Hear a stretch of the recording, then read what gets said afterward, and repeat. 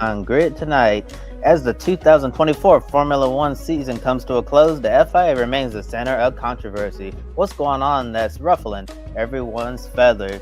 The Dutch Grand Prix at Zandvoort is coming to an end in 2026. Why is the promoter of this event ending his support of Max Verstappen's home race? Genesis unveiled its new prototype and new details about its program. What does the signings of Lotterer and Pipo Derani say about their ambitions? Hello to all of our viewers watching here in the United States and around the world. Welcome to Grid Tonight, your weekly motorsports news program. I'm Kobe Lambeth. With me are Joshua Birch from JB Motors and Matt White from Grid Endurance Performance Index. We encourage everyone to comment in the chat, ask questions, and support us through Super Chat. Now, Josh, take it away with our top story this evening. This is a story that you put together and you're very passionate about it, and I think we're going to be here for a while, so everyone encourage you to grab your favorite snack and drink, grab a blanket if it's cool where you are, and just enjoy the show. Yes, usually Kobe writes the scripts as well, and Bruce, before we all read it, go, that's good. This time they've let me loose. So this is going to be good. I'm here for the promised rant by Josh. Yeah, if you were with us in the watch-along coverage over the weekend, it was pretty much always going to be known that we were going to be talking about the FIA and the Qatar Grand Prix. Here we are. Good evening to you both. So, after Sunday's Formula One Qatar Grand Prix, the teams, drivers, and fans were all asking the same thing. What has happened to the FIA? One simple incident that should have been a 30-second virtual safety car to remove a wing mirror developed into a wonderful description of how short-staffed, inexperienced, and scared the FIA officials now are. And that's not just talking directly interfering with races by deploying safety cars or red flags, but with the knowledge that they are now being judged in the background on every move they make by an FIA president so controlling over Formula One, the likes of which we haven't seen this level since Jean-Marie Balest. Now, starting first in Qatar and the stewarding in that race. Now, we look to the wing mirror that fell off Alexander Albon's Williams and ended up just off the racing line down the main straight. There it sat for 3 laps before being struck by Valtteri Bottas while he was moving out of the way of Charles Leclerc to be lapped. Now, the mirror shattered into a million pieces, resulting in carbon fibre, which is sharper than a razor, and glass across the straight and pit lane exit. After a further lap, the safety car was deployed. Kobe, starting with you on this one. Considering we all knew it would need to be cleared up, what do you make of the delay? And is this an example of the race director being both inexperienced at the top level, alongside working his 3rd weekend running across 3 different time zones? Yeah, the race director, Rory Marquez, he's been pretty busy the last 3 weekends. He was at the Macau Grand Prix. Then he flew all the way over towards the west coast of the United States to Las Vegas. And then you fly all the way back across the world to the Middle East to do Qatar. Like, man, just think of the jet lag that, not just Rory Marquez, but everyone inside the Formula One paddock is feeling. It's just really crazy, the way that the schedule is. Have weekends like this where you're traveling all the way across the world. And it really does a lot to the body, and the mind as well. So, yeah, for sure, you can say maybe Rory Marquez wasn't on his game, because when you're in so many different time zones, it can really mess with your way of thinking. And yeah, we've also seen, working at the pinnacle of motorsports in Formula One is different, than directing any other racing series on the planet. You can say, yeah, Rory Marquez, he did a great job in Formula 2 or whatever. There's just a step below F1, but F1 is the real deal. Look what happened to Niels Vittich, who is now out as the F1 race director. Eduardo Freitas, who is one of my favorite race directors. I love listening to his voice when he's on the radio at the World Endurance Championship races or the other ACO sanctioned events. He got some races, but he didn't really do well, in Formula One, which really surprised me, because I've always held Eduardo Freitas in great regard. But now Rory Marquez is in the driver's seat, and a lot of people, are very critical of how this particular situation was handled. I'm not going to go into too many details. I already set my piece on the Grit Live wrap-up show. We have a separate video, so please be sure to check that out if you want to know what my full thoughts were on that. But to leave that piece of debris out on the racetrack, that was totally inexcusable and unacceptable for something like that to happen. It could have been much worse.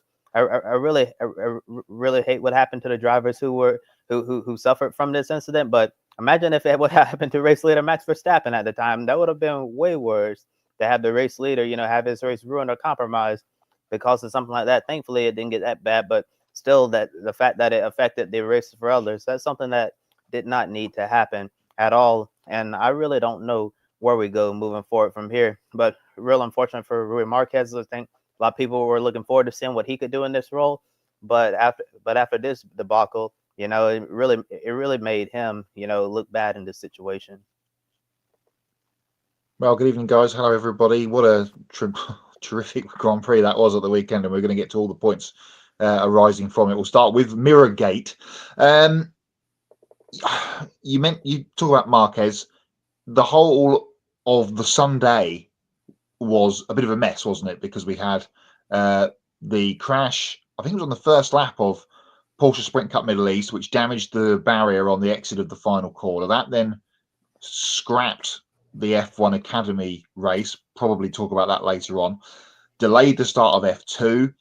Grand Prix went off as normal at the normal time, but there was all the angst in race control and things over all that nonsense going on in the morning and into the afternoon, which I guess put a strain on some people. And then we have Alexander Albon's mirror fall off, Josh, as you say, and it sat there just before the blend line of pit exit on the straight. I know we all like to play couch quarterback or couch football manager. Now we can play couch race control. Surely there should have been some. It looked like they were just asleep, really, on this. If I was doing it, I would have tried to find a gap in the traffic, perhaps, and send a brave marshal running under a virtual safety car to just grab that and either go from one side of the track to the other or back, pick it up, clear it, job done. Obviously, as you mentioned, Valtteri Bottas ended up spearing it while doing the best thing possible by getting out of the way of the leaders coming behind him. I think it was Leclerc, wasn't it, at the time, that got past on the straight. And of course, Qatar, that is the only real overtaking spot on the racetrack, aided by DRS. So we were in a position where we were going to get no overtaking until something was done about that. We had two cars go down with punches, Carlos Sainz and Lewis Hamilton. We're still not 100% clear if the punches were caused by the debris or they just, by coincidence, happened to have two punches at almost exactly the same time. So that will have to wait for Pirelli to come back. I'm not sure if we've heard on that or not yet, but just a bizarre situation that everyone can see that was going to cause a problem before Valtteri cleared it up there by charging straight through it, not of his own fault, doing the right thing and getting out of the way of the leaders, but it just caused chaos. And right in the middle of a pit sequence, any IndyCar fans watching or maybe IMSA fans watching would have seen that and gone, oh, I know what they're doing here. They're letting the pit cycle roll through before they do anything about this to not affect anybody's race. I hate that thing that happened. It happens in IndyCar quite often. It happens in IMSA quite often. That's the luck of the draw. Who cares if you get stuck on court? Your race is ruined by this, a safety car or virtual or whatever, because of something happening just before you came to pit or just after you pitted. That's the luck of the draw, unfortunately. You can never try to second guess on that one. But the whole thing was a bit of a disaster. And then there was all the other stuff, which we're about to get to with all the penalties. As Josh has written in the script, it was quite literally penalty bingo.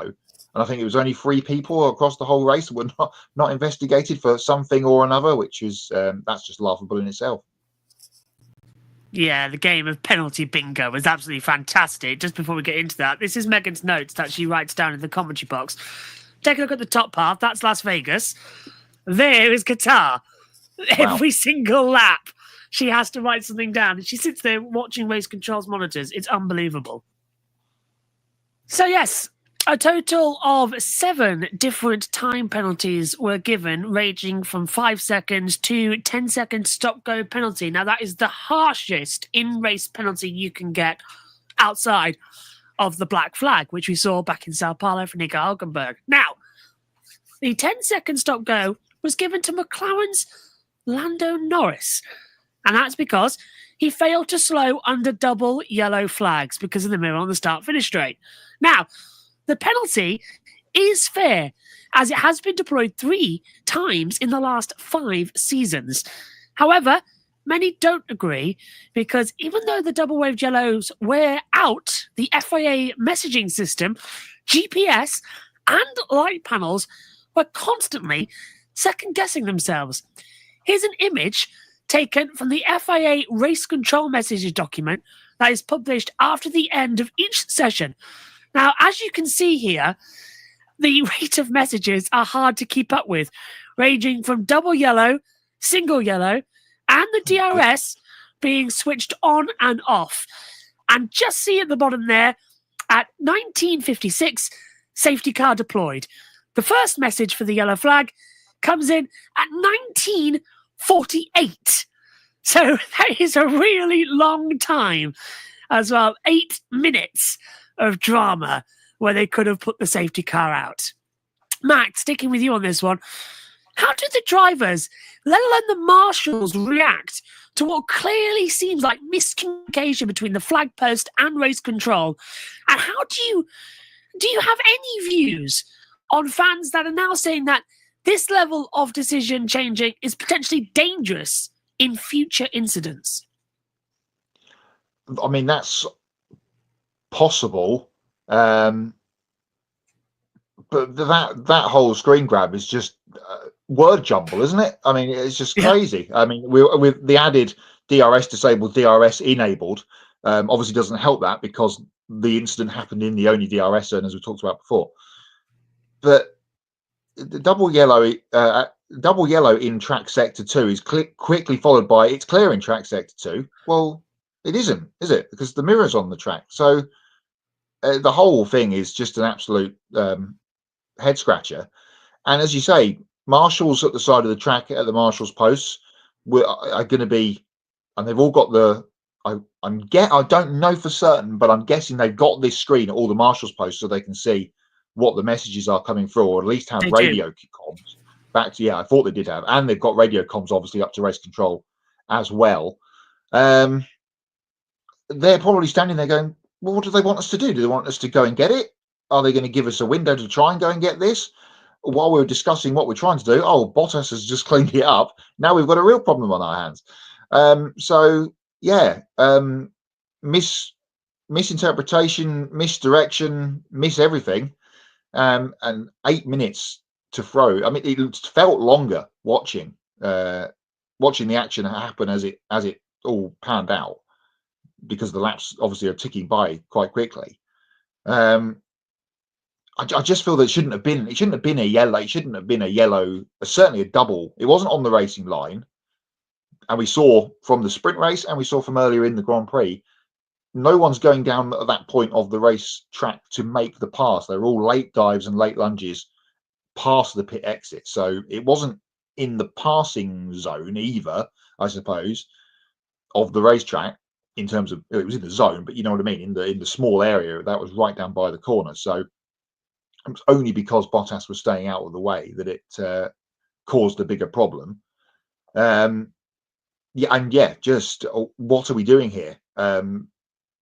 Is the question that I'm sure the marshals on probably both sides of the racetrack had. Probably if there was one standing up in the flag stand or in that kind of area in the pit lane, they can all see it from all their certain points around that area of the circuit, and it just needed somebody to go, this is what we're doing. And clearly that was not what was going on upstairs in race control.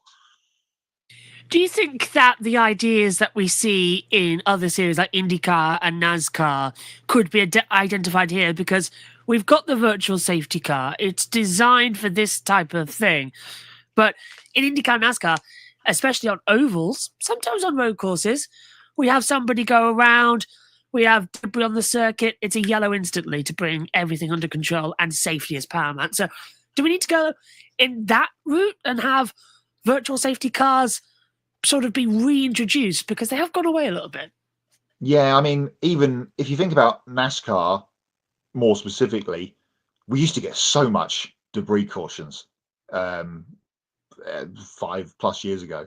All the time we were getting cautions for some kind of debris, and then they'd never show it on the TV, which is, I know if Ben's watching, he'll I'm sure have comments on that, but let's not go into that now. There's other series that have like a zone on the race, slow zones we see in the FIA or Code 60 as it's called in other championships, where a certain sector of the racetrack is under the virtual safety car so that they can get out and clear, so the rest of the track is green. Something certainly needs to be done in that, perhaps in that instance. One thing I'd like to point out while we're talking about this is, and we didn't see it at the weekend, but it's happened multiple times before. If there is a first lap incident at turn 1 of a race, wherever, could be Monza, Barcelona, Zandvoort, which we're going to talk about later, wherever, safety car, bang, everyone stops, slows right down. Why? Can we not let them get back somewhere near the last corner where we know there is nothing because it's the first lap of the race, before we have other people going over the back, launching over the back of people when they don't catch the safety car being deployed? That is something that really worries me all the time when that kind of stuff happens. I know it's not really what we're talking about here, but it's kind of in the same realm. And if they're going to do something about this, which perhaps they are going to, but not the way anyone wants them to do, that might be something that needs to be checked and cleared up as well. Yeah, the FIA did put out a document stating that they that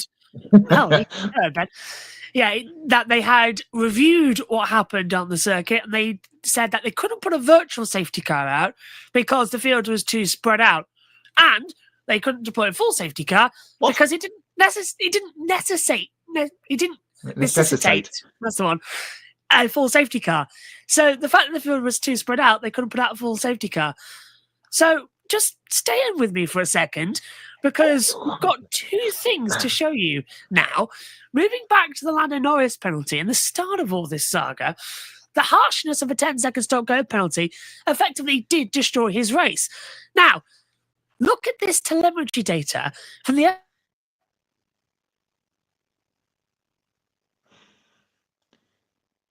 Seems like we've lost Josh, perhaps, which is very annoying. While we get Josh back, quick, the virtual safety car wasn't deployed because the field was spread out. What? I thought that was what it was for, so that we didn't have to get everyone back together again and use a full safety car. If that's the line that they've used in this scenario, then that is completely bonkers.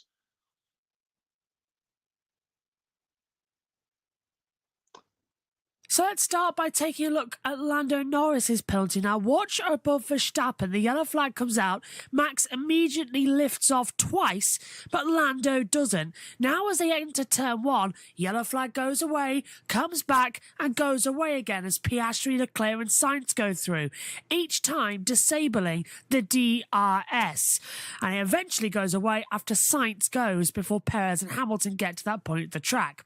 Let's speed it up a little bit then as well, and go to the end of the lap and catch up with Verstappen and Norris once more.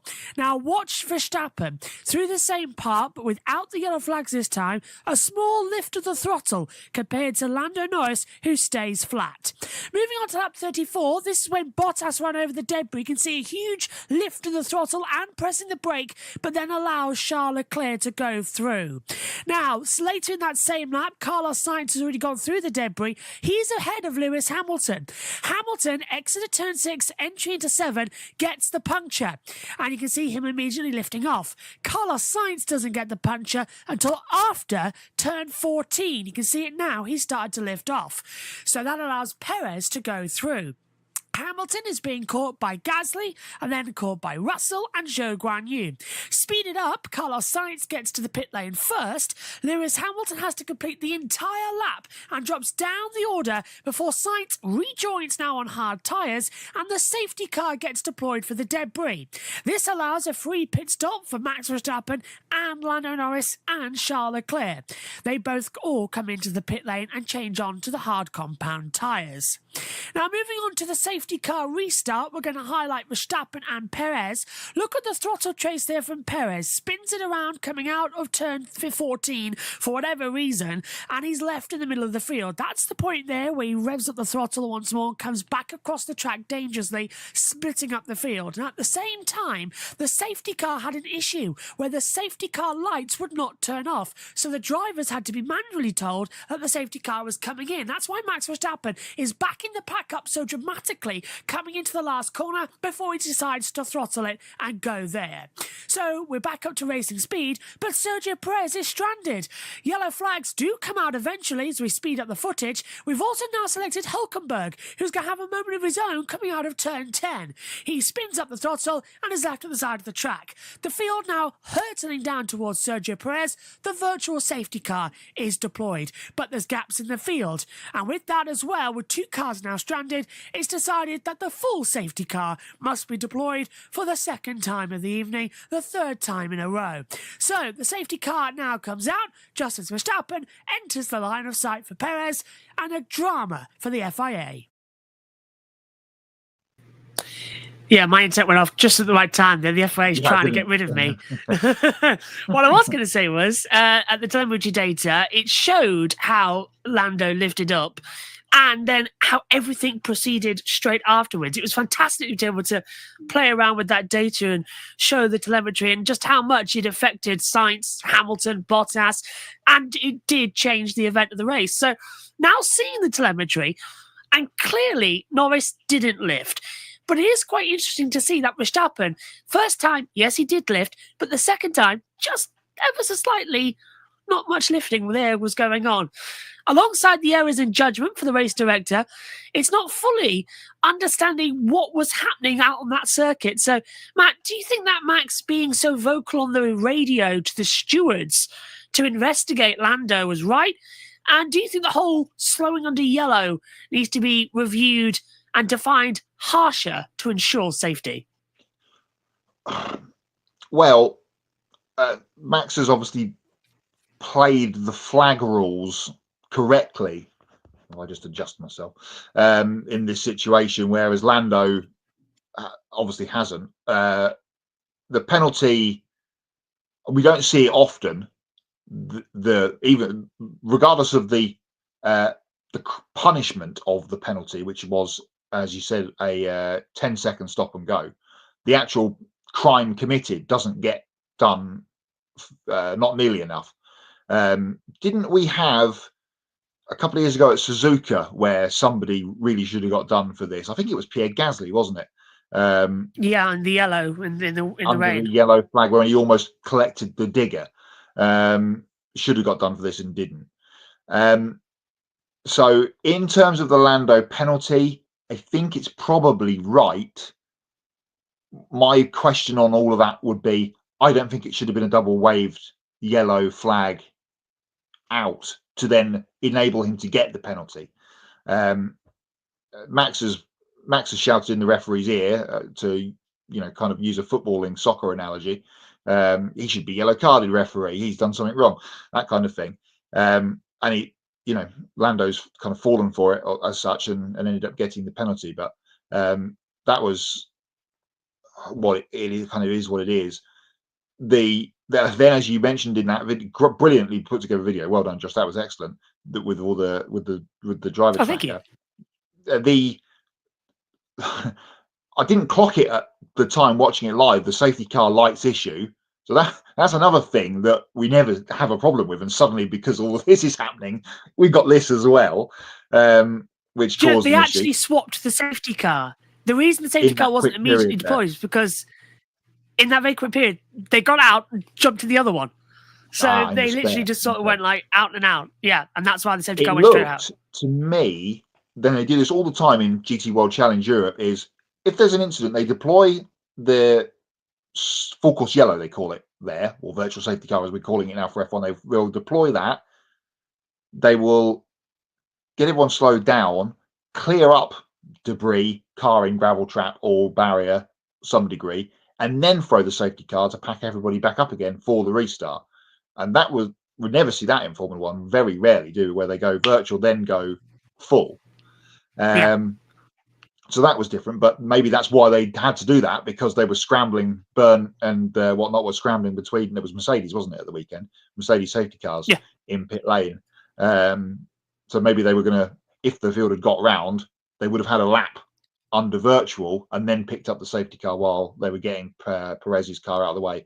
More on Checo later, I feel. But yeah, all in all, an absolute mess. Yeah, I've literally gone over it several times, and I was sat there because you get that data system on the timing screen. So I was going through it and highlighting the races, and I was just picking out. I spent an hour on that, by the way. So I watched that segment of the race again and again. I was picking out the best bits and who to highlight, and I would have done it live, but we didn't have the ability to do the touch screen. Course, So I yeah. would have done that live for you. Just take it all to VAR and let Anthony Taylor decide it all. So Premiership reference there Well, from we Matthew were supposed to have Rose. VAR. But where is VAR? We were supposed to have this system in Geneva. In Geneva, we've not seen it used, have we? They made a big about this sort of time last year, wasn't it? For this season, there was a big deal made about this. It's not been used. I'll tell you why, and you're going to get to it in a minute, because there isn't anyone in the VAR room because they've all been told to go and do other jobs elsewhere. That'll be why. Yes, and now it's time for the main headline of this video and for me to get in my soapbox. So settle in, everybody. You're in for a very long rant from me. Let's see if my breath can keep you up. Questions have also been brought about this as a direct result of the FIA president, Mohammed bin Sulayem, firing too many key and experienced FIA personnel for reasons ranging from he disliked them personally, he created a hostile work environment, and on occasion because of just a simple error. Now, since January 2022, when he officially took office, we have lost the following people. F1 race director Michael Masi, January 2022. FIA race director Eduardo Freitas, October 2022. The Secretary General for Motorsport, Charlotte Ann Rowe, in November 2022. The head of the Women in Motorsports Commission, Deborah Mayer, in December 2023. The sporting director, Steve Nielsen, December 2023. The F1 technical director, Tim Gloss, January 2024. The head of commercial legal affairs, Edward Floyd, February 2024. At exactly the same time, the governance and regulatory director, Pierre Ketter, February 24. Then, the chief executive officer, CEO, brand new role, Natalie Robin, resigned 18 months after taking office, May 24.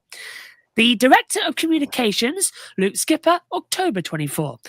Secretary General for Automobile Mobility and Tourism, Jacob Bagsgaard, October 24th. And now for November, all on the same day. The Compliance Officer, Paolo Barassi, November 2024. F1 Race Director, Niels Vittich. FIA Race Steward, Tim Mayer. F2 Race Director, Janet Tan.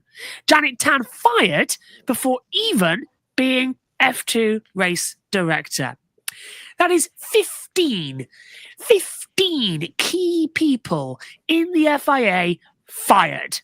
So, Kobe, bringing you back in on this one alongside Matt, how many more need to leave the FIA before we are in deep trouble? And why has Mohammed bin Sulayem been allowed to have this much power, effectively turning the FIA into a dictatorship?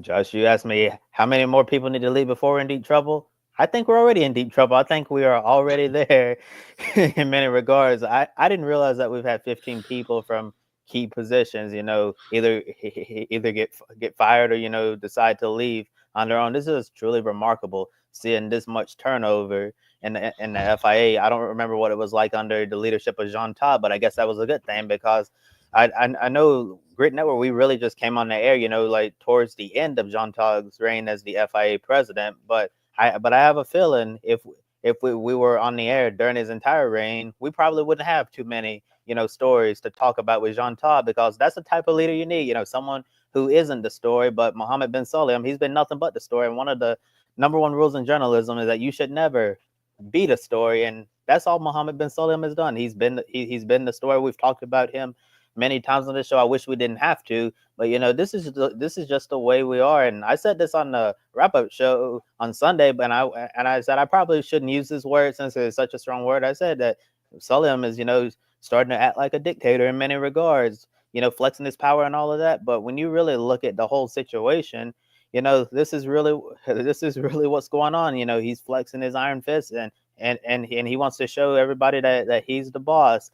And he even tried to make a weird flex a few days ago when he was saying like, hey, look what I done. I brought Cadillac into the sport. He said I had to go through hell and back to bring Cadillac into Formula One. So that's supposed to excuse, all the other things we have going on where where the drivers are frustrated with how this is running. Then he basically, tell them that it's none of their business how he runs the FIA, and then use a weird excuse about, how people want to explain, like, why are these people leaving all on the same day, with Tim Mayer, Nils Vittich, and Janet Tan. Like, they want to know, like, why is there such a big shakeup going on this close at the end of the season? And he basically say, well, when you guys make changes to your team, you don't have to explain why you made those changes. So why should we at the FIAs? That's just extremely weird to me. But all in all, I do think the FIA is in trouble. I think, so as I said on Sunday, I think Sulayem has definitely, torn apart the FIA internally. It's hurt its credibility and integrity. And all these people who are leaving these positions, I just have to ask myself, like, who is he installing, in these specific positions? Are all of these people going to be yes men to him? Are they going to be the ones, no matter what he does moving forward, they're just going to be like, yes, I totally agree with him. He is just doing this. He's doing absolutely everything correctly to a T. Or these people, who are actually going to, stand up for what's going on and looking at him having all this power, Josh. I don't really know. I guess people just really want, to obviously keep their jobs and have a paycheck because this is their livelihoods at stake. So I do understand, in some regards, why people would not, be more vocal and fight back against this, because at the same time, it could also be career suicide if you go up against the FIA president, because it might be hard for you to find another job in Formula One. It's just a real unfortunate situation that's going on right now. But yeah, I do think that, we are in trouble now because the FIA is not in a good place, no matter how you try to spin it. Even if you say, well, I brought Cadillac in as the next Formula One team and manufacturer. Yeah, you're right, Kobe. We're in huge trouble here. How many more people do we have to lose before this thought gets sorted out? The list is extensive, as Josh has just run through. To lose someone, no, let me rephrase that. To employ someone as a race director and have them not direct any races or even sessions before they're then removed from their post. What are we doing here? The season is too long. Too many people are stressed, tired, hungry, sleep deprived, to be forced to be put in these situations. That's before they even check my sleep schedule. Well, and then there's Josh. You mentioned John Todd, guys, and I've mentioned this before when we've kind of been on this subject in other shows. We didn't hear from John Todd when he was the FIA president. He just left the sport alone. He was too interested in getting his Nobel Peace Prize for road safety, which he didn't get, and he just left the sport alone. And now we're in a big. This is, first of all, let's hope we get through Abu Dhabi this weekend without penalty gates of any kind, without any more people being removed or deciding I've had enough. Because if this continues to happen this weekend and at the beginning of next year, Melbourne, through testing perhaps, first, the spring part of the year, I've got a feeling we're going to have a huge split going on. We've had the Andretti stuff. Now, granted, that was the other way around, of course. The FIA said yes. It was Formula One that was saying no. Now this is the FIA in trouble, who, of course, run the sport on behalf of Formula One. All these people that the FIA have let go or have left, if Formula One wanted to, do their own thing here with race control and governance of the sporting regulations, there's a bunch of people out there now looking for a job. We've seen in the 80s and the 70s splits before with the paddock and driver strikes, and we've had the George Russell letter and stuff that we talked about a few weeks ago from Brazil, and the penalty from qualifying, which we've not even talked about yet, the Verstappen-Russell qualifying penalty, which also is kind of part of this whole conversation as well. There's going to be a huge bomb go off, I feel like, in the springtime of next year, I would suggest. Maybe everyone will calm down over Christmas and New Year and into testing, and they'll have 5 minutes to take a step back and a break. But if MBS continues to throw his elbows around in race control, which he has no business in being in as the FIA president, then we've heard from the drivers. We're going to start hearing it from the teams. If this stuff goes on and these penalties continue to be handed out, another thing that needs, again, race stewards, not the same every week. If these stewards had been on the week before at Las Vegas, maybe we would have had Carlos Sainz get a penalty for not going, skipping the pit lane entry and other things that happened during that race. But there is going to be a massive bomb go off if this continues to be a thing between the FIA and the teams and drivers. It's just the beginning, I'm afraid. Many of you watching might have raised some eyebrows as we've been calling the president a dictator. Wait, we're still talking about the FIA, right? But yesterday, we learned that the FIA is seeking a rule change that would allow the president to handle any ethical complaints made against him, completely contradicting the word ethics. Now, BBC Sports chief F1 writer Andrew Benson has reported that the proposals come after a year in which the Ethics and Audit Committees investigated a number of allegations about the conduct of FIA President Mohammed bin Sulayem.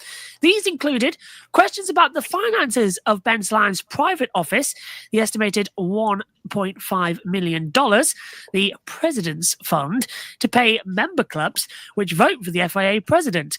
Neither of these were progressed. Now, on two separate allegations also that bin Sulayem interfered in the operations of Grand Prix in 2023, which were dismissed. Those being removing Fernando Alonso's penalty at the Saudi Arabian Grand Prix and the homologation of the FIA of the Las Vegas street circuit as well. Now, what this basically means and what it basically does is remove any chance of whistleblowers inside the FIA exposing any questionable behaviour. Now, if this does go ahead, then the FIA president can get away with anything as he will effectively become untouchable. We've already said it, but how scary is it that one man has been able to change this entire system to benefit himself? And where do you see the next 14 months going before a possible re-election for him as he currently stands unopposed? Well, I think I've kind of made my point clear on this already with what I answered previously. But this is just madness. If you don't like it, I'm the boss, there's the door, is basically what's going to be going on here. And he'll end up eventually running out of people and wondering what's happened. And then we won't have people to run the races for him and inflate his ego even more. If that's, I mean, the sphere at Las Vegas is big. I'm not sure it can hold the ego of MBS at the moment. It's just incredible. So again, let's get through Abu Dhabi this weekend. We've got Constructors' Championship still to fight for, let's not forget, between Ferrari and McLaren. Please, we've seen Abu Dhabi stuff happen before. Please, let's get through this weekend without any of that affecting that, because, again, the pylon will continue if we have more stuff going on. And I'd like to think that there's going to be a fair few people put their hands up once it comes round to voting time for there to be a change, just as you mentioned. But if there's pocketing going on, then maybe we'll see no change. I just have to say one thing. After everything we've seen Mohammed bin Sulayem do so far with the FIA to undermine the whole sanctioning body, like the next time we have a presidential election for a FIA president, like who in their right mind would consider re-electing this man to be the FIA president? Because everything we've seen talked about tonight, not just tonight, but over the last several months and over a year, well, a few years here on this show, guys, we've been talking about Mohammed bin Sulayem for a very long time here at Grid Network. Like, who in their right mind would consider re-electing somebody like this? Because this is, it's really, really scary that basically the guardrails that are up right now to prevent an FIA president, from having too much power.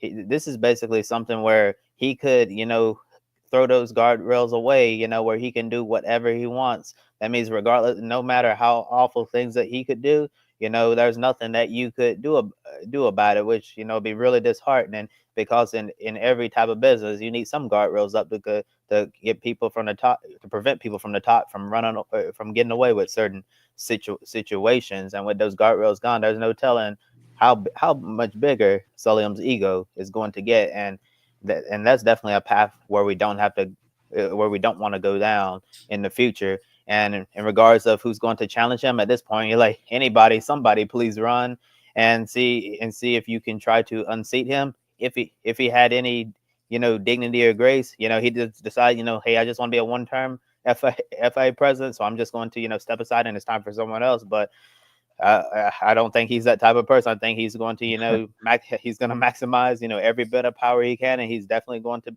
go up for re-election. It doesn't matter if someone can find a solid candidate who can definitely beat him once all the votes are cast, so we can try to move in a different direction, because the direction we're going down right now is obviously not a good one at all. And really unsettling times for Formula One and all of the races that the FIA sanctions. And before I throw it back to you, Josh, got to catch up on some comments here in the chat room. Adam Lemery says that Mohammed bin Sulayem needs to go. We need a new FIA president. Totally agree with that. Adam, you said what the FIA needs is someone like Jean Todt. You liked him as a FIA president. I did as well, because you never heard about him in the headlines. We just need someone who's just going to be a good, quiet leader. Try to best to keep things afloat and move the sport forward. And that's exactly what Jean Todt did. He didn't interfere or cause any significant issues, that would make us do an almost 1 hour segment on him, unlike what Mohammed bin Sulayem has done. And Adam also says that he'd like to nominate Joshua Bush for FIA president. And you also have some breaking news. I also saw it on my timeline in the background that the most recent supercars champion Will Brown is going to compete in the Race of Champions in Sydney. Great opportunity for Will Brown there. And Randy says you want to make room for the Cleveland Grand Prix. I know IndyCar used to racing in Cleveland, and there's always been rumors of the Formula One wanting to have another American race maybe in the future. Maybe you add a fourth one. Maybe you rotate it out with Miami or something. But yeah, I'm sure there's a lot of American cities out there that would really love to host a Formula One Grand Prix, but Cleveland would definitely be an interesting choice. The FIA, full of BS. We'll update you with the next FIA scandal after the Abu Dhabi Grand Prix.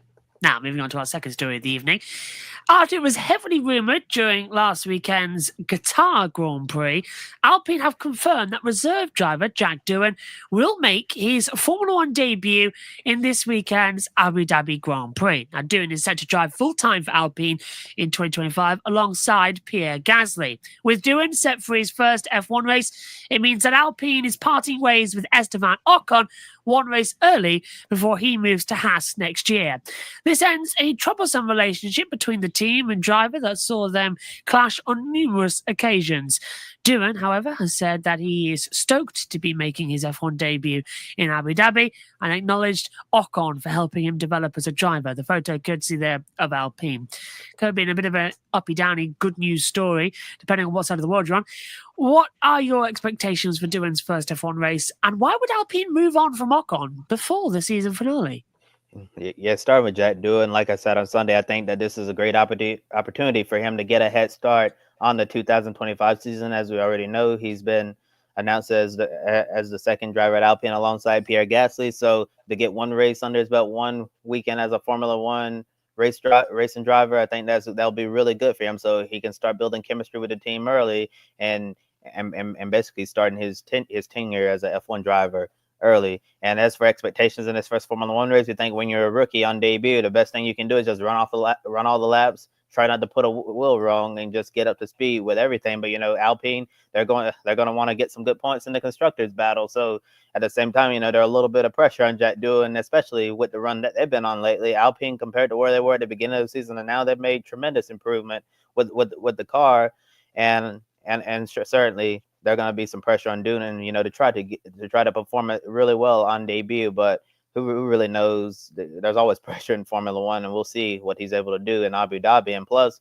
there are also rumors, despite Doohan making his F1 race debut, some rumors seem to suggest, that maybe Jack Doohan might not be in that car at the beginning of the next season, which would be really surprising. They said that Alpine had previously, look at Franco Colapinto, but after Colapinto, he started off so strong when he replaced Logan Sargent at Williams, people were saying, wow, this Colapinto kid is really good. And he was relatively unknown to a lot of people. And he set the world on fire in that Williams, and people were saying Colapinto needs to be on the grid. When Williams signs Carlos Sainz and that Valdez Albon return, they're like, it would be a shame if Colapinto is left off the grid. But in the last several races, Colapinto has looked exactly like what he is, a rookie race car driver, and the Williams crash expense bill continues to climb higher and higher into the millions or even billions. I don't really know how much the damage truly costs, but it's absolutely enormous, the amount of money that Williams has thrown away this year with crashes and stuff happening to their race cars. So it seemed like, Colapinto to Alpine has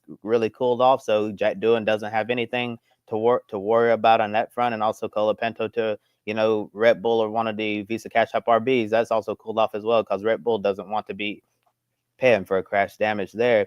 But so hopefully Jack Doohan will have a great race, and then he can go into next season without worrying about his F1 contract being ripped right away from him before he even has a chance. But Colapinto is definitely an intriguing option. And in regards to Esteban Ocon leaving Alpine before the final race of the season, it really seems to be, it seems to be something that we probably saw coming at some point.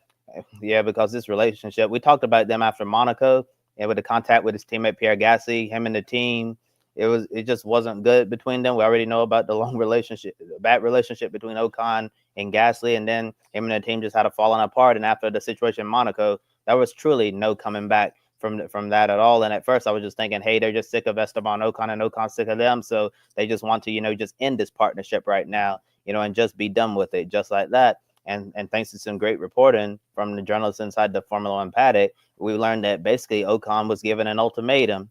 You either sit out Abu Dhabi, and let Jack Doohan race in your seat, or you don't get to participate in the postseason test with Haas. And obviously Ocon has made his decision. He wanted to get a head start next year and drive the Haas at the postseason test, while Jack Doohan gets to make his F1 race debut. So I guess that's the reason why Ocon is out from Alpine, because they wanted Jack Doohan to get a race in, and they were not going to let Ocon participate in the F1 postseason test with Haas. So that's that. Yeah, just to pick up on a few of Kobe's points there, great for Jack. This is a great opportunity for him to get a race under his belt. He's been working hard behind the scenes, as we know, for the last 12 months or so, I suppose.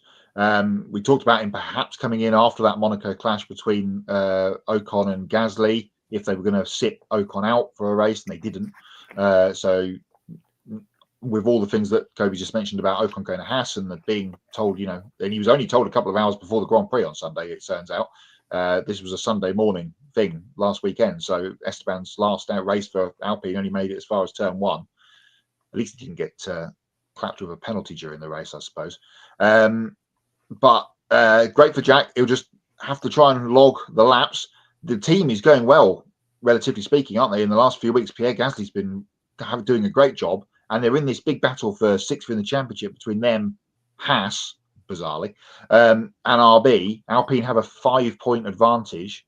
5-point advantage on Haas going into the weekend. So on that sense, you would think they need Esteban to be in the car, the experienced head, race winner, of course, to help them get over the line and keep sixth. But if Jack ends up making a mess on the first lap and taking himself out from a point scoring place, or ends up taking out Pierre Gasly, the door could be open perhaps for Haas to swoop in and take sixth. That'd be a story, wouldn't it? So we've got the championship battle for McLaren and Ferrari. We've also got this going on for P6. But there's also talk of the postseason testing. There was also a story about Hamilton not being allowed or not wanting to be running for Ferrari, which I don't think that's not wanting to run for Ferrari is a bit of an odd one, but he's not going to be running at the postseason test for Ferrari, but Ocon will.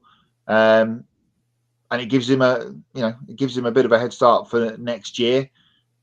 And the way he's been performing in the last couple of weeks, I guess it's a chance for a bit of a fresh start for him pre-Christmas, and then get himself ready to come back into that team full-time next year, of course, alongside Ollie Behrman.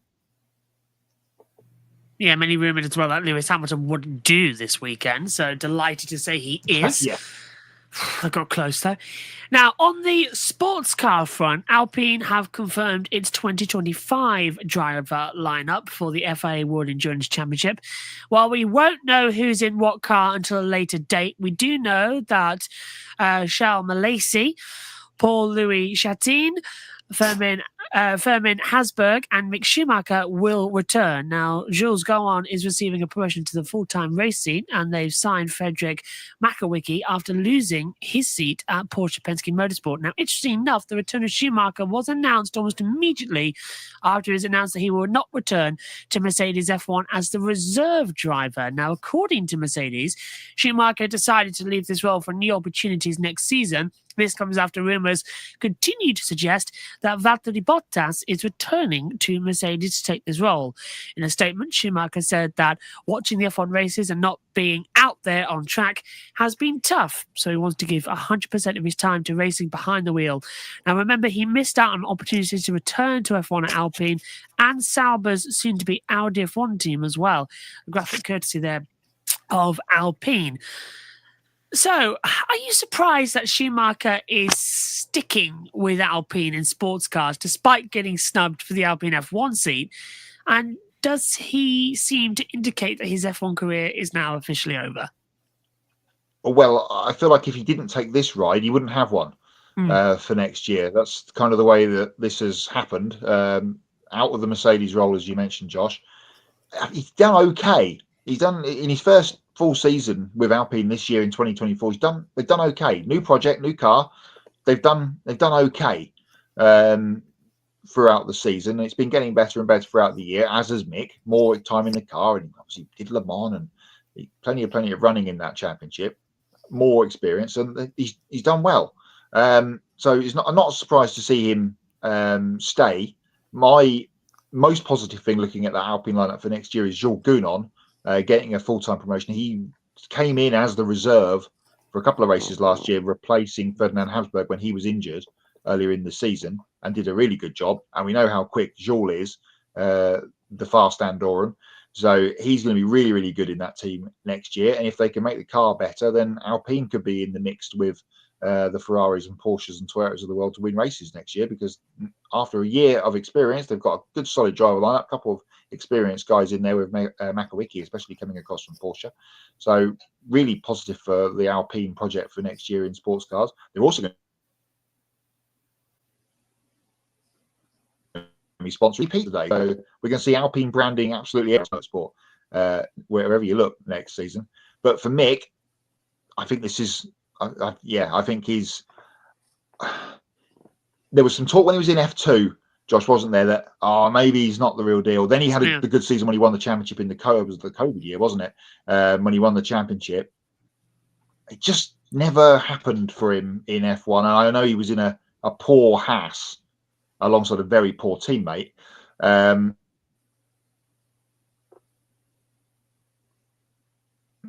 His best opportunity to keep a full-time ride. Yeah, for sure. And looking at Mick Schumacher, I think it's a really great thing to see him returning for another year in Alpine. Like you're saying, Matt, getting that experience was really key. And if they improve the car over the offseason, who knows, they could be in the mix to win races next season, and a good case to potentially contend for the championship. And looking at Mick Schumacher's open wheel career in general. Obviously, being the son of one of the all-time F1 greats, and Michael Schumacher, there was obviously going to be a lot of pressure, a lot of spotlight on Mick, and that's what any sport, whether it's, let's say, Bronny James and LeBron James in basketball or football, father and son as well. You have Deion Sanders, Shedeur Sanders, a lot of pressure on them. And then in racing, you have Dale Earnhardt Sr., Dale Earnhardt Jr., and I could just go on and on about racing, with the great fathers and then sons try to follow in their footsteps. And I really hate the situation for Mick. Like you were saying, Matt, he was in a slow Haas. I felt that was a very bad situation for him to be in a really bad car. And then also two rookies. It was him and Nikita Mazepin, his teammate. Having two rookies in a really bad car is a recipe for absolute disaster. And I think Haas definitely learn from that situation. I don't think that's a route that they'll go down anytime soon, and that's definitely a blueprint for any team not to follow as well. having two inexperienced drivers on a car like that. And I think Mick did not recover from that situation. Going up the road to F1, it always seemed like at first he struggled, and then he was able to get better and show what he could do. And we saw Mick obviously struggle in F1, but unfortunately, we haven't really seen him get the opportunity to show what he can do. And I wanted to see him try to do that at this level after early struggles. If he got in the right car, right situation, could Mick Schumacher show what we saw at the end of his tenure in all these other racing series on the road up to F1, where you have a rough go at first, and then once you get the hang of it, you're lightning fast and you're one of the best of the best. But sadly, based on what he was saying, it looks like that this is the end of the road for him in Formula One. And if that's the case, that would be unfortunate. We thought for many months he was going to get the Audi F1 seat, but that's not going to happen. Alpine passed him over, which was a heartbreaker for him. And if this is the end of his F1 career, it really sucks for him, but that's okay, because he's going to have opportunities to do great things in other forms of racing, whether he has a long, successful endurance career, winning the 24 Hours of Le Mans, whether he decides to come over, run the Rolex 24 at Daytona, 12 Hours of Sea, run 6 hours of Glen, battle on the Brits, the Petit Le Mans, the IMSA Michelin Endurance Cup races, whether he decides to go down the Formula E route or IndyCar route in the future. I remember at one point he was rumored to be one of the contenders for the second Prima seat in the NTT IndyCar series. I think Mick is definitely going to have opportunity. I think he's still a solid race car driver, so he'll be able to do some great things in his racing career, even if it isn't Formula One. Now, in 2026, Zandvoort will host its final Dutch Grand Prix. After Formula One and the event's promoter were able to reach an agreement for a one-year contract extension, the Dutch Grand Prix returned to the F1 calendar for the first time in 35 years, when Max Verstappen won his home Grand Prix in the Netherlands in 2021. Next year's race will take place on August 31st, 2025. The final event in 2026 will include a sprint race. Now, Robert van Overdag as well, director of the Dutch Grand Prix, explained the reason for dropping the race after 2026.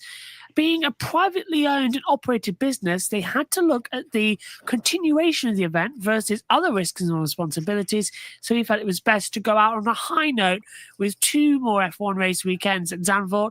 The photo courtesy there of Formula One. Now, that kind of puts to bed the rumours it was going to be circulating on biannual with the Belgian Grand Prix. I'm disappointed personally because I've lost my home race. I'm not Dutch, I'm not Netherlands, but it's quicker for me where I am to get to Zandvoort than it is for me to get to Silverstone. It'll take me about an hour and a half to get to Zandvoort. It takes me 2 hours, 20 minutes to get to Silverstone. So, yeah, I'm kind of lucky where I am. But I'm going to get there before the end of it. I will go to one race before. I'll either go 25 or 26. But how do you feel about Zandvoort dropping off the F1 calendar again after 2026?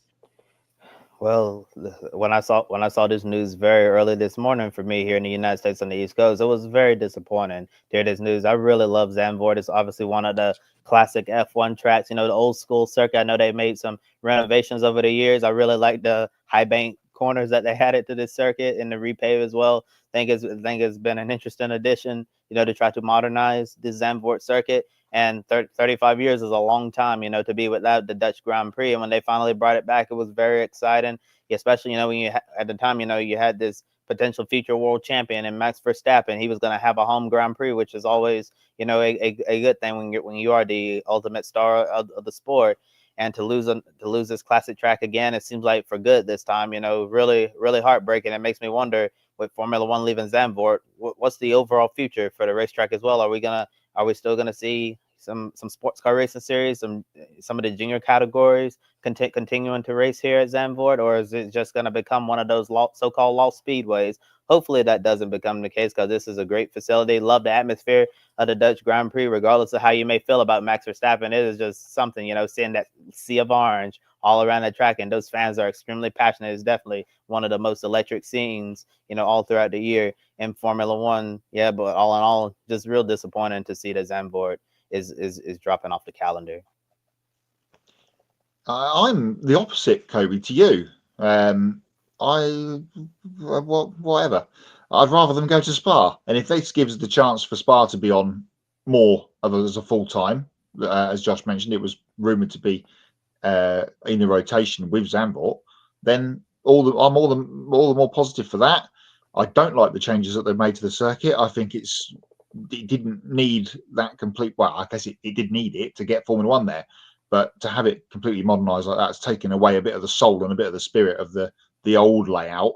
It's still going to have stuff go there. Of course, it will. It'll have DTM and GT World Challenge Europe and Formula Regional and all those kind of things turn up there. Some touring cars or something like that will go there. It will still get used regularly. It's in a great location just outside Amsterdam, which is a real shame for Formula One. They know they like their sort of city-based races, kind of like we see at Austin and of course within Mexico City and in Brazil at Sao Paulo. But so that's a shame on that sense. But I'm less fussed about this going away. And of course, and I'll use the joke word here. Of course, they might not have a champion to cheer on by 2026 if he keeps saying that he's going to be off if Formula One change their rules and regs and all the things he's been saying throughout the year. So you would end up having a Dutch Grand Prix with no Dutch driver to cheer for, and half the grandstands would be empty. I seem to remember Silverstone saying that this will be the last Grand Prix we'll ever host in 2009. Everyone's saying goodbye. Yeah, that was it. All done. Bye-bye. And then 12 months later, hello, but look, we're still here. Hi. Donington didn't work, did it? So, I don't know. Hungary 96 rings a bell. That was supposed to be the last ever race there. Spa, God knows how many times we said goodbye to that thing, and rightly so, it comes back. Even Monza 1 year. So, even Nürburgring. I don't know. Disappointing, because sometimes we get great racing there, if it's really balmy. But there's been more dull than exciting. Out of 4 races now? 2 dull, 2 good. So I'm up in the army about that one. I would rather see a return to the following: Hockenheim, Nürburgring, Istanbul. What are those 3? I can't think of another European circuit. People say, "Oh, let's go back to Portimao. Let's go back to Portugal." Portugal was a dull race for Formula One. It's great for motorcycles, but this is Formula One. It was boring. People love it because it's good on a game. It's not good in real life. It was never an interesting circuit. It's great for motorcycle racing, though. I would much rather see Hockenheim, Nürburgring on a German Grand Prix rotation, and Turkey. I love Turkey. Great circuit, great racing. And is there any other European circuits that we could throw in? I mean, we probably already know it, because if this is dropping off in 2026, a reminder that Catalonia still has a contract for 2026. Now, I've said this before, that we could be seeing either the Grand Prix of Catalonia or the Grand Prix of Barcelona being added to that circuit for 2 races in Spain, one in Madrid, one in Barcelona. It would make more sense for that to become the Catalan Grand Prix, similar to what MotoGP have. And the reason I say that is because the new owners of, the coming into new ownership MotoGP, they want a circuit where they can try and do a double, which is MotoGP and Formula One at the same weekend. And there's only really Catalonia you can do it at, because it's homologated exactly the same circuit for both. Same layout, same everything. Silverstone changes, so does other places as well. The only circuit that is, even I found out, we said Kota before. Nope, Kota's different. Homologation circuit as well. So the only one that is bang on is Catalonia, and that's why they've still got a contract for 26. I've got a feeling that in 26 we'll see the crossover between the 2. So we'll see what happens there. Here's an idea that I've often floated within my own head, and we're talking calendar, so I'm just going to throw it to you guys. Max has won the World Championship this year, right? Okay. Let's say there isn't a Dutch Grand Prix. Even if there is a Dutch Grand Prix, the nationality of the world champion gets a Grand Prix the year after. So if next year Lando wins the Grand Prix, we have the British Grand Prix and the Champions Grand Prix. And it has to be like somewhere there. Back in the Schumacher days, we would have Hockenheim as the German Grand Prix, and we'd have Nürburgring as the European Grand Prix, or once the Luxembourg Grand Prix, but it was in Germany. We should have the Champions Grand Prix. So if Oscar Piastri ever won, we could go back to Adelaide. Oh, yeah. I love Adelaide. That's a good idea. Or something like that. Fantasy F1 calendar booking. Yeah. That'd be quite good, actually. I'm on board with that. And I would actually say, considering that most likely it'd be European. Yeah. Have Magny Core. Street race around Paris. Oh no, Formula E have already done that. Do you know, it's weird you say Manicourt because there was a rumbling that they wanted F1 back for the French Grand Prix. Really? Well. But I don't know. Is it a circuit that's still more? I suppose in 2026 it would be. It'd be big enough, wouldn't it? Ask Top Rack Razgo Little Glue how safe Manicourt is. And let's move on. Yeah. That I don't know how he survived that back injury as well. Still, having seen Top Rack on the top step of a podium, let me tell you something. He loves it every single time he wins a race. It's really bizarre. Okay, Hyundai Motorsport have confirmed that they are launching the Genesis Magma Racing to lead its GMR 001 hypercar program. Now, to prepare for its top-level prototype racing ambitions, the team will enter the European Le Mans Series LMP2 class in 2025 in a partnership with IDEX Sport. Now, behind the wheel of the number 18 LMP2 entry, we'll see ex-Formula One driver Logan Sargent, former Indy Next competitor Jamie Chadwick, and Matthias Jabert. In 2026, Genesis will run a two-car program in the FIA World Endurance Championship before coming to the IMSA WeatherTech Sports Car Championship in 2027. Andre Lotterer and Pipo Derani will also named the first two Genesis factory drivers. Now, Lotterer comes to Genesis after his stint as a factory driver for Porsche Penske Motorsport in the FIA WEX hypercar cars.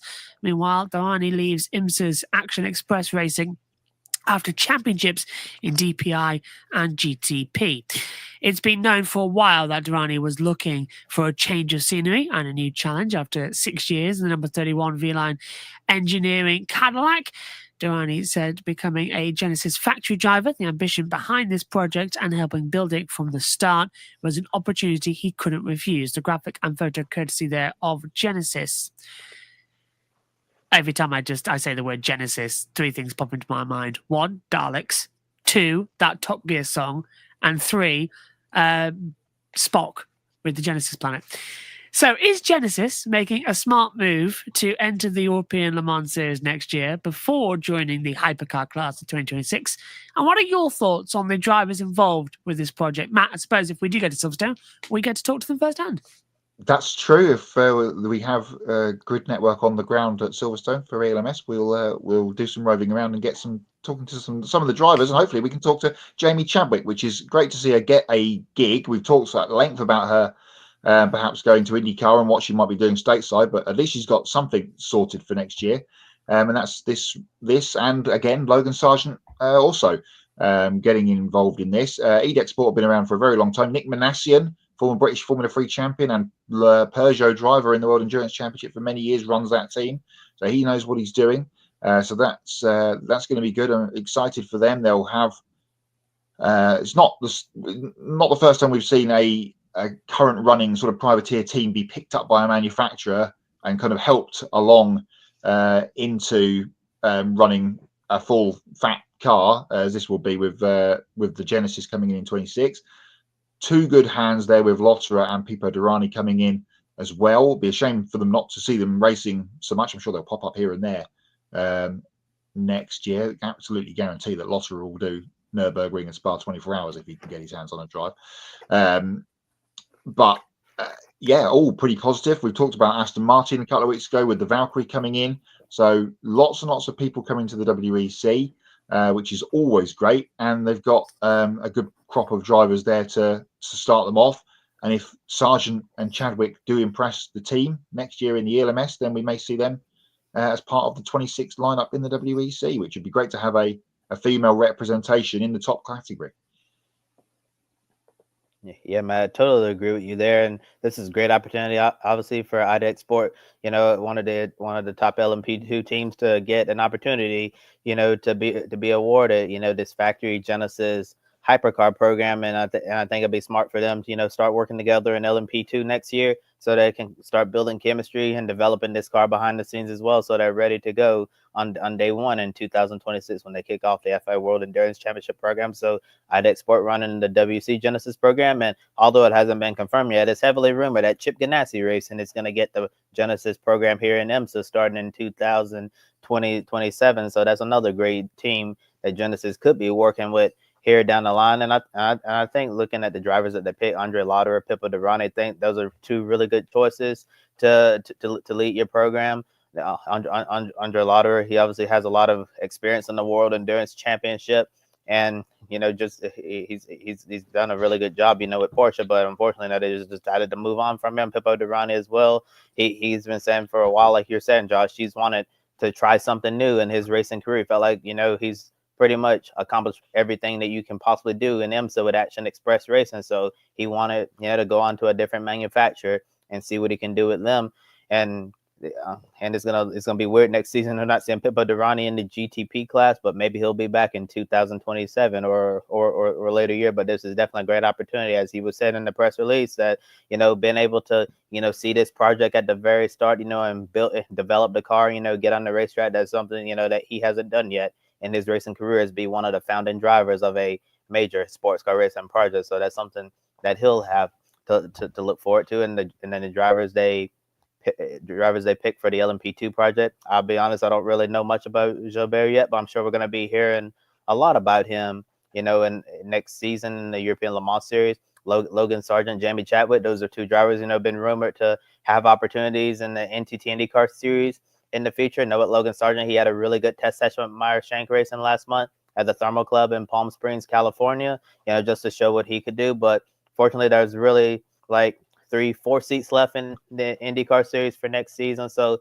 him racing in IndyCar next season, is pretty slim. Same with Jamie Chadwick as well. So I guess this is something, that could tie Logan over until something opens up in 2026, and maybe Logan can get a shot to be in the IndyCar Series. But who knows these days, because you obviously don't want to see this, but IndyCar racing is extremely dangerous. So you could see a driver, get hurt, and then you need a driver who can be a substitute. So maybe someone will give Logan Sargent a call, just like McLaren did with Théo Pourchaire. And we'll talk a little bit about Théo Pourchaire in a moment in his next opportunity for 2025. But I'm sure the door will be open for Logan Sargent to make an IndyCar start if someone gets hurt next year, or if he's able to get a part-time schedule. Because I know Dale Coyne is always hiring, looking for drivers to keep them afloat. Jamie Chadwick, think this is a great opportunity for her as well. We've been talking about her in the last few months, and how she's decided she did not want to return to Indy next, because she wanted to pursue opportunities in IndyCar, but those opportunities are so few and far between. So this is the next best thing that she could find, be able to find a full season program somewhere in the world. And if she has the budget, able to get some races, let's say with Dale Coyne Racing, if they run a part-time entry, or two-part, or not a part-time entry, a full-time car, with multiple drivers, if she's able to get to run some IndyCar races alongside this full program in the European Le Mans Series, that would be really good for her. But if IndyCar doesn't work out for her or Logan Sargent next year or into the future, I think this would be a great opportunity for them to prove themselves and impress Genesis. So maybe they can join Andre Lotterer and Pipo Derani as Genesis factory driver. And I also agree with the point you made, Matt, about that would be really good to see a female driver like Jamie Chadwick get an opportunity to compete in the top category. Well, that brings us to the end of my segment of the show. Next, here's Matt White with the latest from our Grid EPI update. Thank you, Josh. Busy weekend for the GT World Challenge Europe. They were in Jeddah at the weekend for the final round of the Endurance Cup season. 6 hours race on the weekend. But before that got underway, we had a strange situation where a championship changed in the Sprint Cup. Now, a couple of months ago at Barcelona, 2 1-hour races at Circuit de Catalunya. The first race had an accident on the run down to turn 1, which had a safety car deployed. While the safety car was deployed, the heavens opened, and then the rest of the race was run behind the safety car due to heavy rain. A result was declared. We moved on. WRT have appealed that situation, and over on Thursday, as the weekend began in Jeddah, there was a change, and Lucas Hauer and Maro Engel, who were the Sprint Cup champions, have lost their championship on the appeal because they ended up winning that first race, and that race has been null and voided. And that means the championship positions have changed. And that meant that Charles Weerts and Dries Van Voor are now the Sprint Cup champions of 2024 in GT World Challenge Europe, powered by Fanatec. So we had a championship change before any wheels were turning at the weekend for the Endurance Cup. But when that did get underway, it was good news for Mauro Engel and Lucas Auer, because they're teaming with Daniel Morad, won the race in the Manfilter Winwood Racing Mercedes over the 6 hours of Jeddah at the weekend. They were the overall winners and the winners in the pro category. The Gold Cup was won by Jim Pla, Paul Everard and Gilles Magnus for Santalot in their Audi. Ezekiel Perez Companc, Kobe Powles and Lucius Legere won in silver, another team driving an Audi. And Justin Blattner, Dennis Marshall and Loic Hartog, the Porsche champion from the American Series this year, were the winners in the Bronze Cup. They were the winners of the races. In Championship land, that meant that Alessio Rivera and Alessandro Pierguidi, they've had some co-driver changes throughout the year. They ended up getting on the podium in the race, and that was enough for them to secure the championship. So the heartache for Pierguidi of not winning the Spa 24 Hours was replaced by him winning the championship alongside Alessio Rivera in the overall. The Silver Cup was won by Colin Kerasani, Dan Pidge and Tanat Saviano-Cool. They were the Silver Cup champions. Gold Cup was won by the race winners, Paul Everard, Gilles Magnus and Jim Pla. And the Bronze Cup was won by the English team of Jonathan Hui, Chris Frogger and Eddie Cheever of the Sky Tempesta racing team. So we'll see a Sky Tempesta Ferrari at Le Mans next year as part of the automatic invitations. Hasn't done much to the EPI point standings. Here is the top 10 as it stands. It is exactly the same as it was this time last week for week number 35.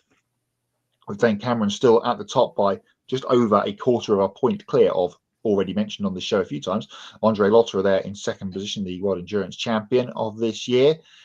We only have 4 races left to score as we are rapidly closing on Christmas, and don't we all know it, for 2024. 3 of them coming up this weekend.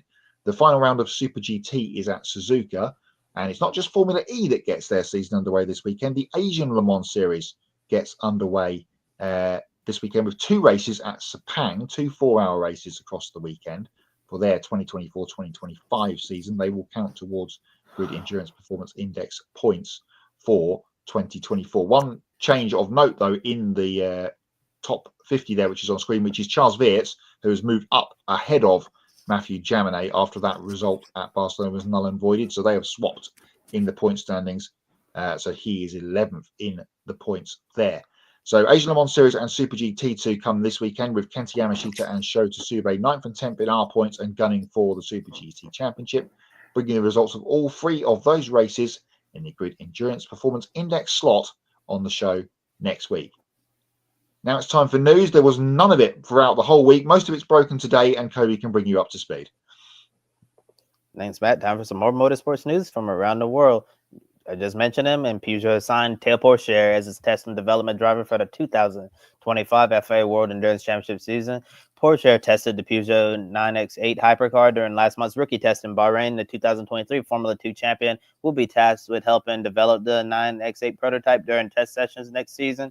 He begins his career in sport car racing after missing out on opportunities in Formula 1 and IndyCar. Pourchaire said he's very excited to join the team, and he's intrigued by sports car racing because these hypercars have highly advanced cutting-edge technology, which is similar to F1 cars, photo courtesy of Peugeot.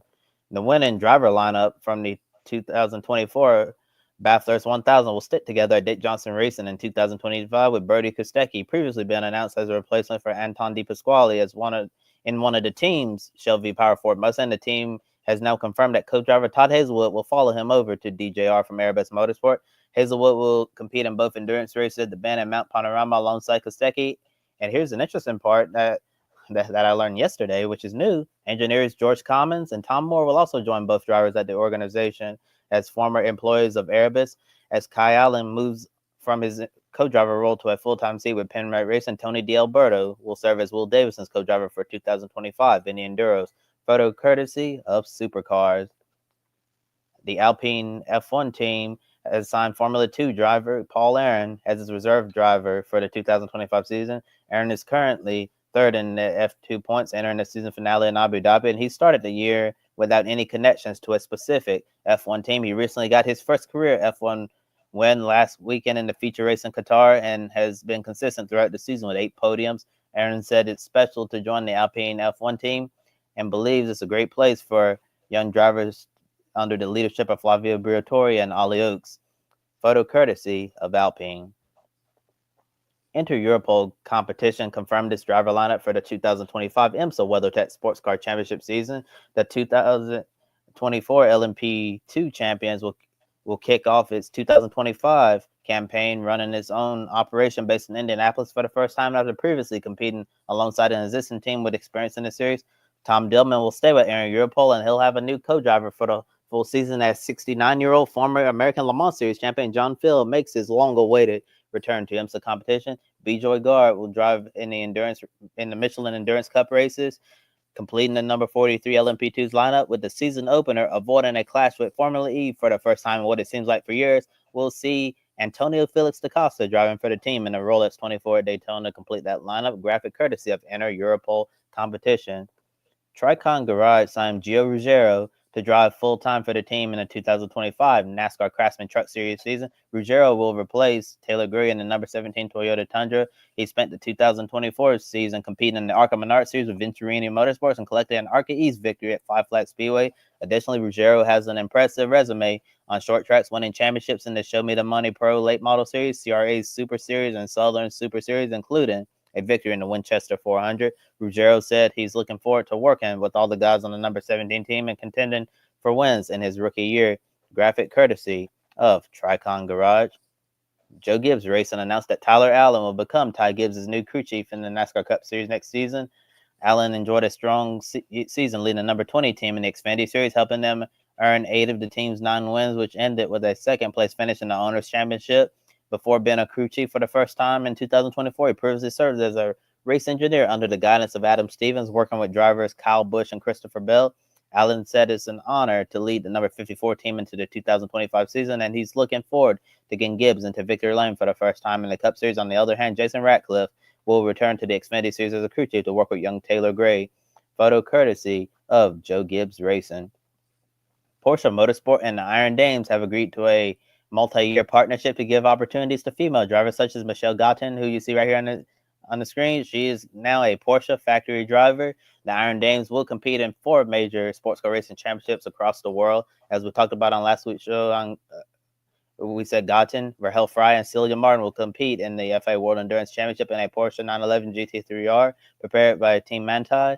Meanwhile, Proton competition will prepare their Porsches in the IMSA WeatherTech Sports Car Championship, European Le Mans Series, and Asian Le Mans Series. And as Matt mentioned, European Le Mans Series are kicking off the 2024-25 season this weekend at Sepang in Malaysia with Gauten, Martin, and Sarah Bovey competing in the GT class. The same driver lineup will also compete in the ELMS. Meanwhile, Gauten, Fry, and Bovey will complete their lineup for the IMSA Michelin Endurance Cup race, while Karen Gallard will complete the lineup for the Rolex 24 at Daytona, graphic courtesy of the FIA WEC. Connor Mosack will run full-time next year in the NASCAR Craftsman Truck Series. He'll drive the number 81 Chevrolet Silverado for McAnally Hilgeman Racing with sponsorship from Napa Night Vision and Old World Industries for 5 races, beginning at Las Vegas on March 14, 2025. Blake Bainbridge will serve as Mosack's crew chief, who previously led Daniels Dye's number 43 team to the playoffs in 2024. Team owner Bill McAnally said he was impressed with the job Mosack did in 2024 in the Truck Series, and he really wanted to sign him for 2025, adding that Mosack has the talent to compete and win at this level. Graphic courtesy of McAnally Hilgeman Racing.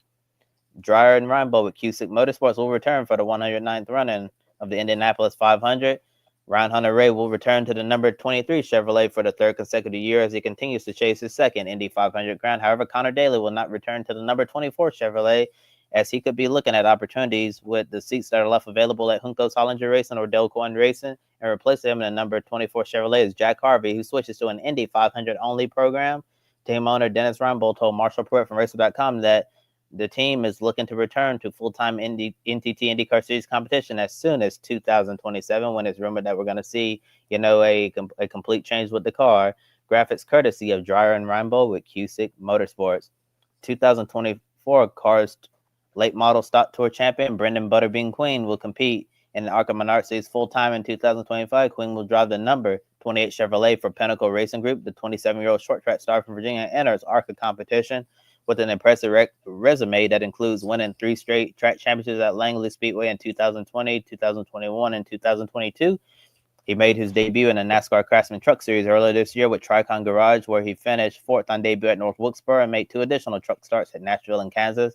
Quinn also made his ARCA debut at Daytona back in 2019 and finished 29th after getting caught up in a crash photo taken by Ted Malinowski from NASCAR. Longtime road course specialist Andy Lally has been named the new president of the Trans Am Series here in America. Lally will report to Pirelli Motorsports Holdings Chief Operating Officer Michael Prento. This will also signal the end of Andy Lally's long racing career. He'll retire after next year's Rolex 24 at Daytona with Magma Racing. Lally said the timing to make this move from the drive-in to the business side of racing seems right and hopes to use his 32 years of racing experience to help the series grow and develop its future stars. Trans Am, especially the TA2 class, has also been used to develop, a lot of the young NASCAR drivers coming down the ladder these days, such as like a Brent Cruz or a Connor Zillage. Photo courtesy of Trans Am. That's the end of tonight's news. I'm going to turn over to Matt for Hots and Knots. Yeah, before we go, it's time for Hots and Knots. But before we do that, one quick mention. It's the last chance to score 2024 pick a winner points this weekend with the Abu Dhabi Grand Prix. Of course, get your picks in for the race on social media and use the hashtag pick a winner. But the 2025 pick a winner championship begins on Saturday when Formula E goes to Brazil to start their season in Sao Paulo. Yes, it's 2024. We're counting that point for next year. So we'll have 2 leaderboards running alongside each other just for the 1 week only. So you get your picks in for both the Abu Dhabi Grand Prix and the Sao Paulo E-Prix, which of course is on Saturday afternoon for you guys in the Americas and evening for myself and Josh here in the UK. Time for Hots and Knots then for, we now 3 weeks to the anti-penultimate time, as Matthew Owens likes to say, before Christmas. I'm not sure there's many more hots from the Grand. There was just many more knots from Qatar than knots. One hot I have going into this weekend, though, apart from the fact that Formula E is back, is Formula 2 comes to an absolute crescendo this weekend with Gabriele Bortoletto and Isaac Hadjar separated by half a point going into the final weekend of the season at Abu Dhabi. So that's going to be very exciting indeed to see which way that plays out. Absolutely. I'm looking forward to commentating on it. I'm actually sacrificing qualifying for Formula E so I can do the sprint race because it's been an amazing championship in Formula 2 this year. I've really enjoyed it. You are right. There's barely any hots from that weekend, and now there's only Formula 1 left. You can't really pick much out of that, can you? Yeah. I would say the only other hot would be the gentleman of Lando Norris correcting the balance of the universe after Sao Paulo, where Piastri was made to give up the sprint race for him. Lando gave him it back. It's only a sprint race win. It was a nice gesture. I quite liked it, and I thought it might happen. I said it in commentary before it happened on the last lap. Would he do it? Came out the last corner. I thought he's not going to do it, and then he did it. So I thought that was brilliant. Good team play, wasn't it? To keep Oscar in his DRS when he was under attack from George. Yeah. And then, I was quite surprised that happened at the end, to be honest. I didn't expect that to be a thing, but it didn't make any difference. They're only going for the constructors now, aren't they? And regardless of which order the 2 cars finish, it makes no odds to them. Didn't quite happen for them in the Grand Prix, of course. I have, before we do full knots, I have a hot that's also a knot. Ooh, okay. I was going to say it's the anniversary of, but as it's 6 minutes past midnight here now in the UK, it was yesterday, which was 10 minutes ago. Oh, yeah. The not part of it is it's 14 years ago. The hot part of it is he's in the fence. They're both in the fence. They're all in the fence. It was the anniversary of the supercars craziness at Homebush, Sydney yesterday. Oh, God, it was, isn't it? But it was 14 years ago, and that just makes me feel incredibly old. I love that race. Oh, what a great track as well. I love that. Around the Olympic Park in Sydney was awesome. And if anything could be done to revive that, then make a good IndyCar race too, as well, actually, around there. Yeah, probably wasn't quite wide enough in places for IndyCar, but maybe modern. Yeah, Formula E, maybe. Formula E, maybe. There has been some talk about Formula E going to Australia a few times in its history, but it's never happened for whatever reason. Knots. Knots. Page full, mate. Well, we've had a quite long show already, so let's not try and drag this out too long. Sergio Perez is obviously a knot. He's always a knot these Especially days. for this. Well, indeed, he's a knot. It needs to be a perennial knot on this show. Just for the sprint race pit lane start. What was going on there? I mean, it's green light. It's go. Means go. And he missed it. He completely missed it. The medical car to stop because it expected them to go. And of course, on the straight, yeah. It was so bizarre. And Colapinto getting a very cheeky move in the pit lane, I thought was quite nice. And I actually said in commentary on the sprint race, what's happened to Sergio Perez? I said on the opening lap, because Colapinto's passed him and he's all the way back in the last corner. What's going on? He's miles away. And we checked on board with him to make sure he's all right. But he just did not give a damn in that race. And the Constructors' Championship's gone for Red Bull. Yeah. Mathematically, I think they're still in it. I've been hearing contradictions on that. I don't know if they're 44-34 behind, but it's gone. And now, are they putting Lawson in? Are they putting Tsunoda in? In my opinion, someone else in that's currently driving for Sauber. Yeah, they're putting Valtteri in because today that, have you seen? Yeah, you've seen it. Could be going there next year, even if it's just a 1-year deal. And Perez is out. If my 2-year-old can sit in the back of the car at traffic lights and tell me, "Daddy, ready, stop, green is go." Yeah. Sorry, Checo. Time is up, I'm afraid. And then he spun. Well, I thought he was hit in the race. No, he just lost it. He claimed it was a problem. I think he just spun all on his own on cold tyres. If you take a look at the video that we had, you could see the throttle just go woo for no reason whatsoever. He's like he tries to warm the tyres up and just loses it, and then comes back across the circuit. He couldn't care. But the hot not for me. Are you going to mention Sophia Flörsch by any chance? I wasn't, but we can quickly. Yeah. Yeah, I don't know. Sophia Flörsch putting on Instagram, and she's got quite a lot of hate for this, and I think rightly so, because she's come after Lewis Hamilton. Lewis Hamilton was asked. Yeah, it was on X as well. Yeah, Lewis was asked, who would you put in the team? And I think he said Zach and Dorian Pin as well, or Dorian Pan in the team, because she's fearless and she's aggressive. She's a great driver. Sophia replies, "Put your money where your mouth is." And she's had over 1,000 replies, likes, retweets, God knows what, calling her everything under the sun, which isn't right. That is not right. No. But it is right for people to point out to her that Lewis Hamilton has done more for diversity in motorsport than the entire FIA, Formula One, and all 10 teams put together. Lewis Hamilton has done so much, and he's put so much money in. Only recently to come out, he's put another 20 million in to the Project 44. For her to come out and say that is a slap in the face. And I did support Sophia. I was really happy last year when she got a 9th place and some points in Austria in the F3. This year, barely got out of the top 20 all season long. She's been absolutely dreadful. In my opinion, she's too old, she's too bitter, and she's just ranting at the rest of the world because she knows she's not going to be a racing driver much longer. I don't like that.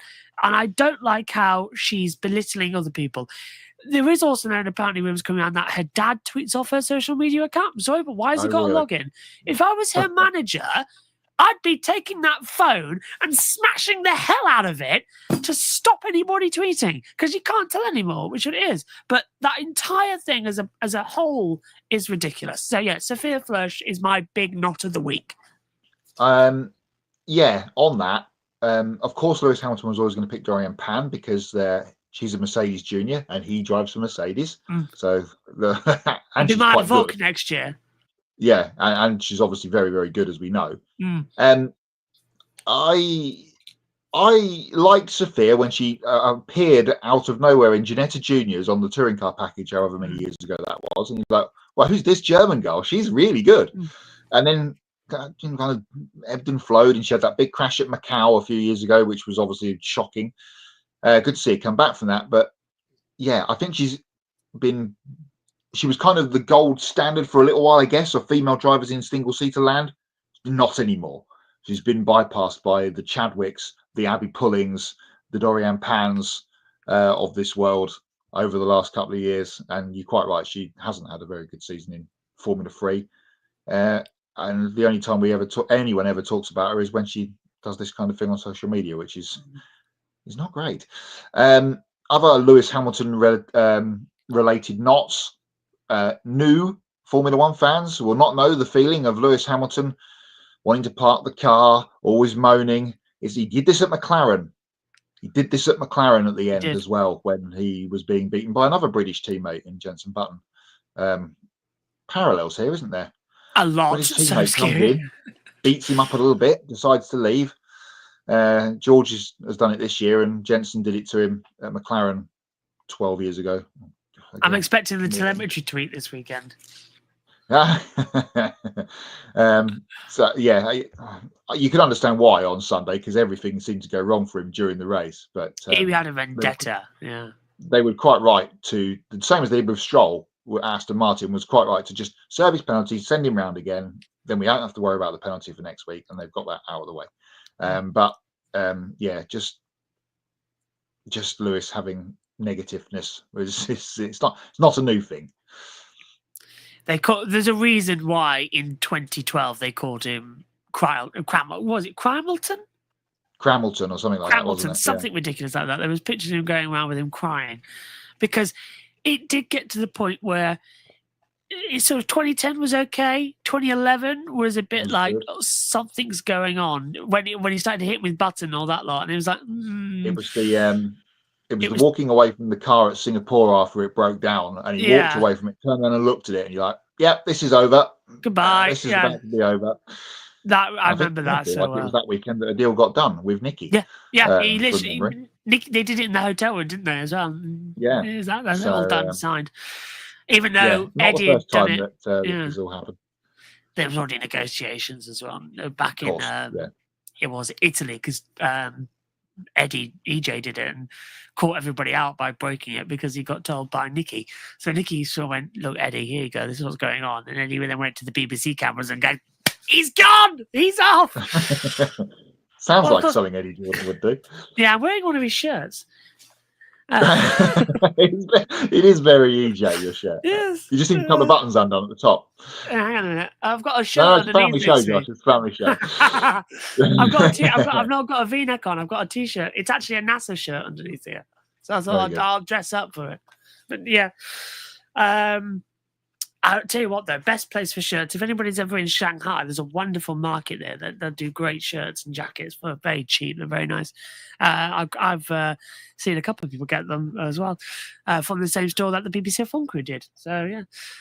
So, any more knots and hots? I think we're done. The knot is that it's the kind of the last, at the end of the season next week, this coming weekend, really, with the Formula One. I know we've got Formula E starting, but every time we get to the last race of Formula One, it just feels like that's the end, final point of the year, which is sad in some respects, but I'm sure lots of people already, including yourself, Josh, are quite ready for a break.